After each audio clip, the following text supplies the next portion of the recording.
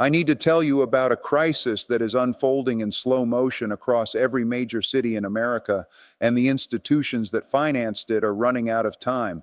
$1.5 trillion in commercial real estate debt is maturing between 2024 and 2026. This is not mortgage debt on homes. This is debt secured by office buildings, shopping centers, and commercial properties that are currently experiencing the worst occupancy collapse in modern history. Here is why that number should concern every person who banks at a regional institution or holds equity in the financial sector. 60% of all commercial real estate lending in the United States is concentrated in small, community, and regional banks. Not the systemically important institutions like JP Morgan or Bank of America, regional banks. The same category that collapsed in the spring of 2023 when Silicon Valley Bank, Signature Bank, and First Republic were seized by regulators in a single weekend. In 50 years of studying credit cycles, I have learned that commercial real estate downturns do not announce themselves with a single catastrophic event. They unfold as a slow-motion car crash where individual defaults accumulate quietly until the aggregate losses force a systemic repricing of bank capital. We are currently in the early innings of that process. Subscribe now, because what I'm about to explain is the exact mechanical sequence that transforms a sector-specific problem into a banking crisis. And the investors who understand this sequence are reducing their exposure to regional bank equity before the market forces that repricing. Here is how we arrived at $1.5 trillion in maturing commercial real estate debt. During the decade following the 2008 financial crisis, interest rates were held near zero for an unprecedented duration. Commercial real estate developers and property owners took advantage of this environment to refinance existing mortgages and finance new construction at historically low rates. The average interest rate on commercial real estate loans originated between 2012 and 2020 was approximately 3 to 4%. Those loans are now maturing, and the cost to refinance them has more than doubled. The current benchmark rate for commercial mortgages is between 7 and 9%, depending on property quality and location. A building that was financed at 3.5% in 2016 on a 10-year term is now facing refinancing at 8% in 2026. For a $100 million loan, that represents an increase in annual debt service from $3.5 million to $8 million. If the property's net operating income has not increased by $4.5 million annually, which is almost never the case in a declining occupancy environment, the loan is underwater. The occupancy crisis is structural, not cyclical. The shift to hybrid and remote work models has permanently reduced demand for office space in urban centers. As of early 2026, nationwide office vacancy rates are sustained at approximately 20%.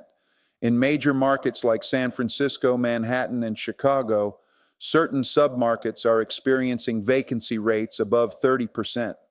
When a fifth to a third of available space is vacant, rental rates collapse. When rental rates collapse, net operating income declines. When net operating income declines, property valuations fall. Here is the data that confirms the magnitude of the repricing.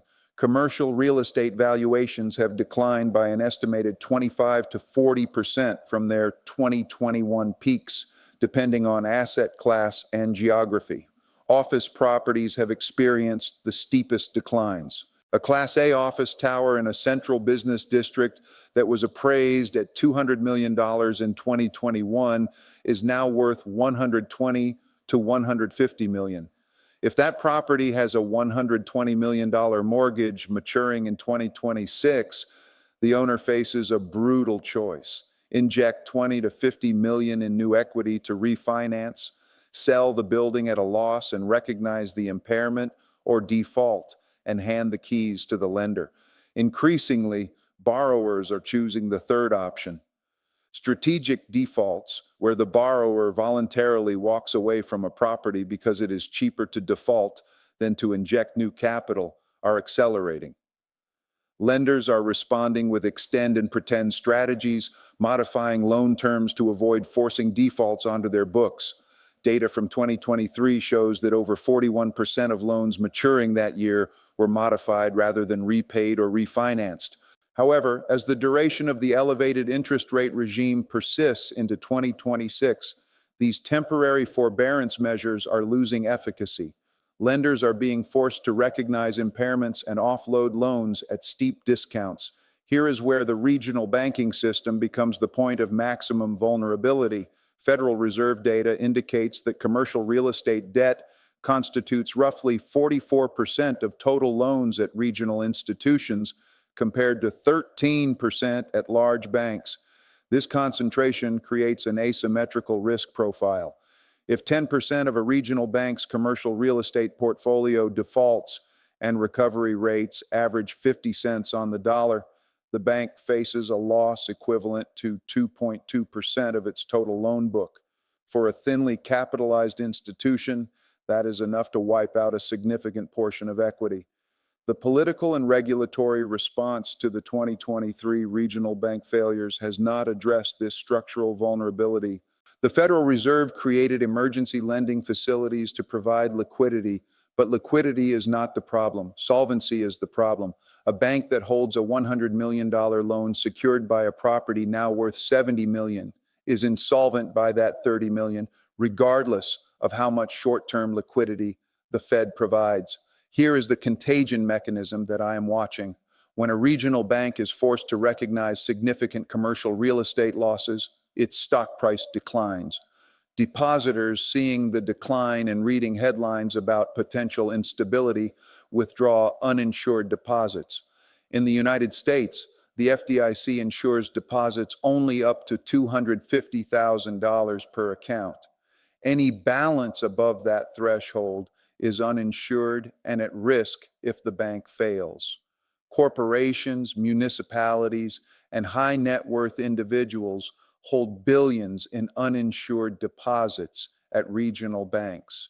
When confidence erodes, those deposits flee to the safety of systemically important institutions in a matter of days. This is exactly what happened to Silicon Valley Bank in March 2023. The bank disclosed losses on its bond portfolio. Depositors panicked. $42 billion in deposits were withdrawn in a single day. The bank collapsed. The contagion spread to Signature Bank and First Republic within a week. The failure of three mid-sized banks in one weekend was the second largest banking crisis in American history by asset size, exceeded only by the 2008 collapse of Washington Mutual. The commercial real estate exposure at regional banks today is larger and more concentrated than the bond portfolio losses that triggered the 2023 crisis. Yet the market is not pricing in equivalent risk because the losses are being recognized slowly rather than disclosed suddenly. This gradualism creates a false sense of stability, but the math is unforgiving. As more loans mature and borrowers default, the cumulative impairments will reach a threshold where capital adequacy ratios fall below regulatory minimums, forcing banks to raise expensive equity, merge with stronger institutions, or face FDIC resolution. Here's the timeline that concerns me.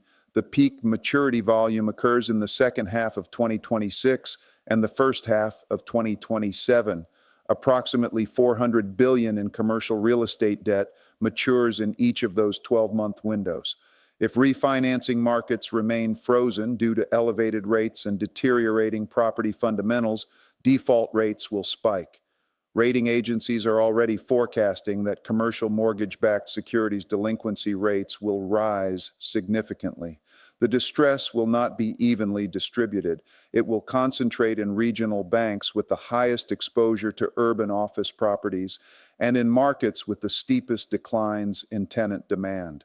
I have been asked why the large banks are not facing the same crisis. The answer is diversification in capital. Large banks hold commercial real estate loans as a small fraction of their total assets. They also maintain significantly higher capital buffers due to post-crisis regulatory requirements. A 2% loss on the commercial real estate portfolio of JP Morgan is a quarterly earnings headwind. The same 2% loss at a regional bank with 44% commercial real estate concentration is an existential threat. Here's what sophisticated institutional investors are doing based on this analysis. They are reducing equity exposure to regional banks with high commercial real estate concentration ratios. They are analyzing loan portfolios disclosed in quarterly filings to identify which institutions have the most exposure to distressed submarkets like San Francisco office or suburban retail. They are increasing allocations to the largest systemically important banks, which will be the beneficiaries of deposit flight when the next wave of regional failures occurs. For individual depositors, the calculus is simple. If you hold uninsured deposits at a regional bank, verify the institution's commercial real estate exposure and capital ratios.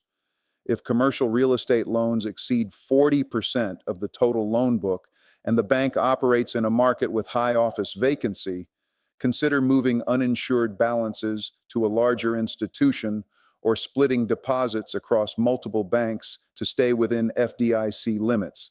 Here is the broader macroeconomic implication. Regional banks are the primary lenders to small and medium-sized businesses. If the commercial real estate crisis forces these institutions to contract lending, access to credit for Main Street businesses will tighten significantly. This credit contraction will amplify any economic slowdown, turning a manageable recession into a deeper and more prolonged downturn. The policy response will likely involve additional Federal Reserve emergency facilities and potential FDIC interventions to manage failing institutions. However, these interventions do not prevent losses. They socialize losses. The cost of bailing out failing banks is ultimately borne by taxpayers through deficit spending or by depositors through inflation if the Fed monetizes the rescue. Either way, the wealth destruction is real. In 50 years of studying credit cycles, I have observed that commercial real estate downturns are among the most predictable and most devastating. They are predictable because the maturity schedules are known years in advance and the refinancing arithmetic is simple.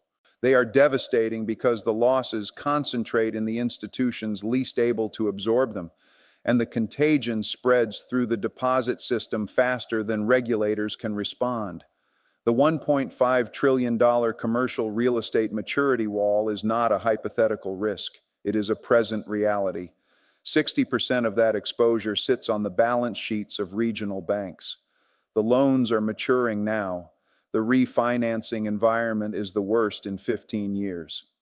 And the playbook for how this unfolds, extend and pretend until forced recognition, followed by capital destruction and deposit flight, is identical to every previous cycle.